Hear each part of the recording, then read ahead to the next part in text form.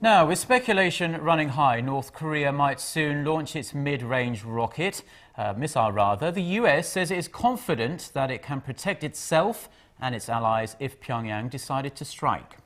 Washington also brushed off North Korea's warning to foreigners in the South to leave the country as another scare tactic to increase inter-Korean tensions.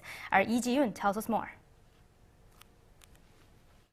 The top U.S. military commander in the Pacific, Admiral Samuel Locklear, says the U.S. is capable of shooting down a North Korean missile.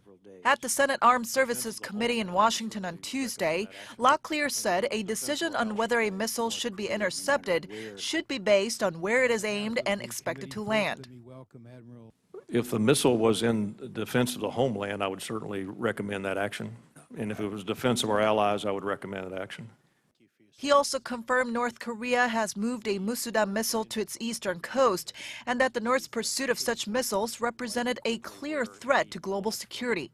White House Press Secretary Jay Carney continued to urge Pyongyang to stop with its rhetoric and pursue the path of peace. This kind of rhetoric will only further isolate North Korea from the international community, and we continue to urge the North Korean leadership to heed President Obama's call to choose the path of peace and to come into compliance with its international obligations. On Tuesday, North Korea warned foreigners living in the South to evacuate, saying the peninsula is on the brink of war. The U.S. government, however, dismissed the warning, saying Pyongyang had issued similar threats in the past. State Department spokesperson Patrick Ventrell says the U.S. is not recommending any specific actions to be taken by its citizens in the face of the warning. Lee Ji-yoon, Arirang News.